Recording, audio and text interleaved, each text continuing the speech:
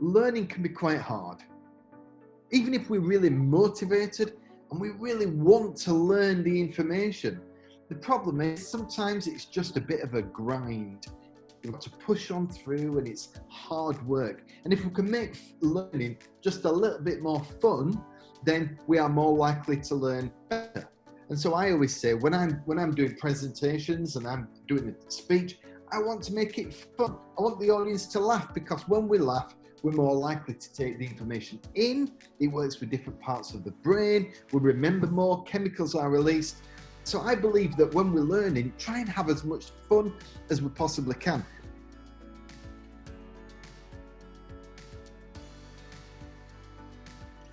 We have the pleasure of welcoming David Thomas today to our interview series. I'm your host Anushka Rajesh from the peopleHum team.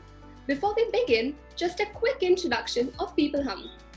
peopleHum is an end-to-end, one-view integrated human capital management automation platform, the winner of the 2019 Global Cody Award for HCM, that is specifically built for crafted employee experiences and the future of work.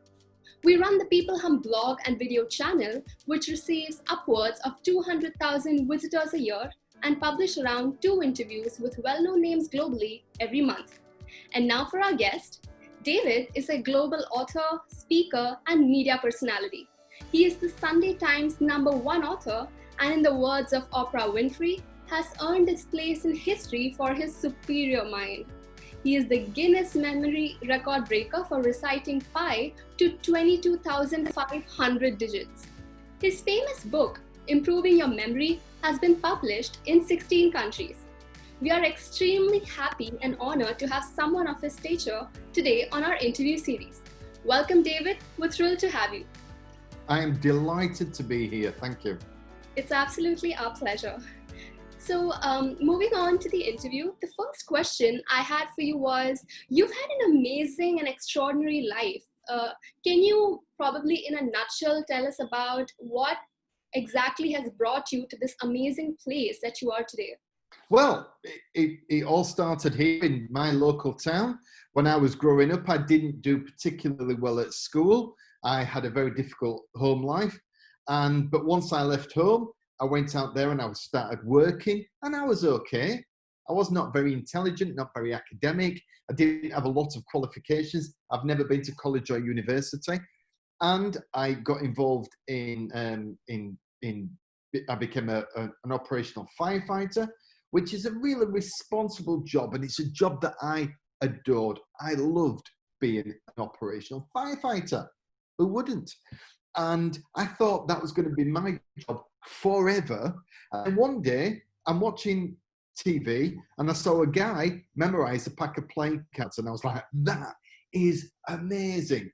And I taught myself how to improve my memory. And 8 months later, I went to the World Memory Championships and came fourth.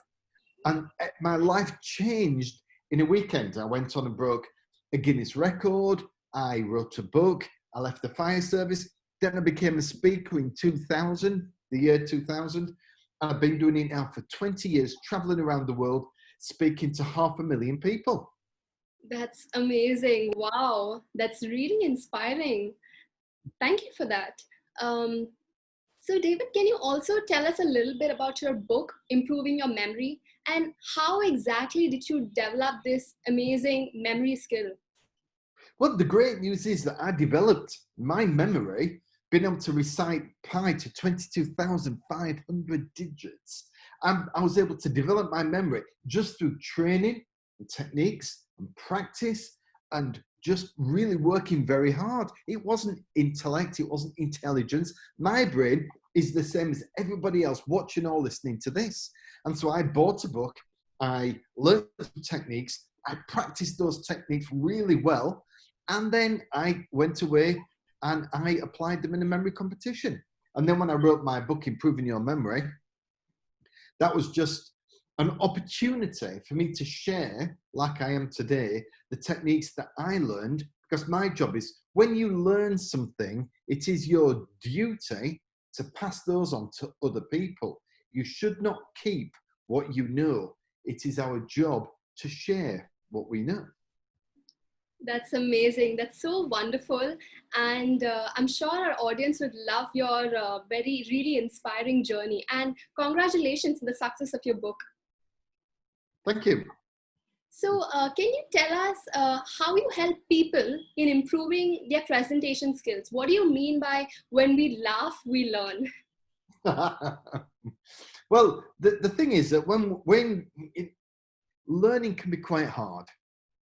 Even if we're really motivated and we really want to learn the information, the problem is sometimes it's just a bit of a grind. You've got to push on through and it's hard work. And if we can make learning just a little bit more fun, then we are more likely to learn better. And so I always say when I'm doing presentations and I'm doing a speech, I want to make it fun. I want the audience to laugh, because when we laugh, we're more likely to take the information in. It works with different parts of the brain. We remember more, chemicals are released. So I believe that when we're learning, try and have as much fun as we possibly can. In relation to presentation skills, that's a different thing that I do now. I spend 80% of my time creating presentation rock stars, right? Because that's what people want to do. When people stand up and they present, particularly chief execs and managing directors, they want to light up the stage. They want to have the audience in the palm of their hand. They want to control their nerves. They want to stand there like a rock star in front of their audience. And that's what I do. So I spend my time now working with people all over the world, helping them become presentation rock stars in front of any audience. That's amazing. It's lovely how you actually put yourself in the audience's shoes and accordingly think what you would like to learn if you were an audience. So that's really wonderful insights that you just gave us. And that's really important. That's really important. I mean, how many times have we sat there in front of a speaker who's a nice person and they've got great information, and you're like, oh, you sit there, you're going to sleep, oh, and you're like going to sleep because they're boring. I mean, they're not bad people, but they're boring. And the thing is that people always, they're a bit scared when they stand up and speak. They think that the audience aren't going to like it if they have a bit of fun, if they bring their personality. I wear these, look at this crazy shirt. I wear these crazy shirts. People go, why do you wear the shirts? I say, because I like it. And they go, don't you worry that an audience might not like the shirt? I go, no. Because if they don't like the shirt, then if that's the biggest problem they have, then they've got bigger problems than me. So the fact is that, you know, it's about creating presentation rockstars, which is why our website is called presentationrockstar.co.uk. That's where we have our, that's where we have all kinds of resources. So anybody wants to come and learn a little bit more, come to presentationrockstar.co.uk. We've got all kinds of free resources there. Thank you. I'm sure our audience will check that out. And you have so many interesting concepts, and one of them is speed reading. And, you know, like, how do you use this concept to help an individual? Well, speed reading is one of those things where we all spend a significant amount of our time reading, don't we? Whether it's online or whether it's a book or whether it's documents or spreadsheets. If we spend 20 minutes of our life reading a day, I can increase your reading speed by 100% in the space of an hour. So the thing is, if you're spending 20 minutes a day reading and you could cut that down to 10, just 10 minutes a day, that saves you 61 hours a year. That is an enormous amount of time when it comes to time management. I mean, that's like nearly 2 working weeks. It's huge. So speed reading is kind of the sexy title, but in reality, it's effective reading. And the benefit is that you can manage your time better. It gives you more time. It makes you more efficient particularly as a leader. You know, I generally speak to chief execs, senior management teams, leadership teams, and that's what they do. And, you know, so when it comes to speed reading, it's very simple techniques. Anybody wants to go out there and learn it, or anybody wants to get in touch with me, come through the website, presentationrockstar.co.uk. I've got a book in there. Email me from the site and we'll send you a free book on how to do, we'll send you a free ebook, a guide on how to do speed reading. It is amazing. Because the average person, in England, or people reading in English, read about 250 words a minute. I read at 1,500 words a minute. So I speed read at 6 times quicker than the average person, with higher retention, higher concentration, higher comprehension. So I remember more and I read more quickly. And it's just about making us, making more efficiency. Because the one question I always ask when it comes to speed reading, I'll say to an audience, put your hand up if you've got too much time on your hands. Right? Nobody puts their hand up. We're all busy people. We have families, we have children, we have partners, we have businesses to run, we have activities. And so, no, what we want to do is make the most of all the time that we have. Speed reading, great technique. Go out there and learn what it is, or get in touch with me and I'll send you the information. That'll be great. In fact, that's such a fresh perspective that I just got today. And it's really phenomenal. I've never heard this concept before I Googled you and the work that you do. So that's really amazing. So David, do you have any last sound bites for our audience? And it could actually be great if you could demonstrate something related to your memory skills. That'd be wonderful. Well, I mean, when it comes to just my ethos is, I have various things that I live by that I would love to share with the audience. Number one, I've already mentioned it.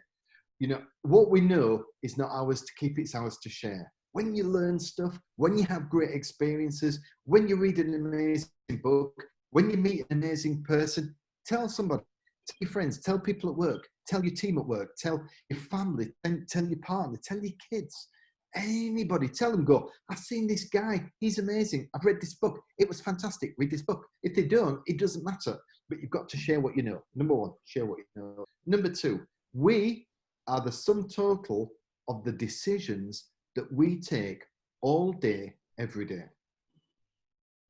What time we get up, what food we eat, whether we do some exercise, how we talk to other people.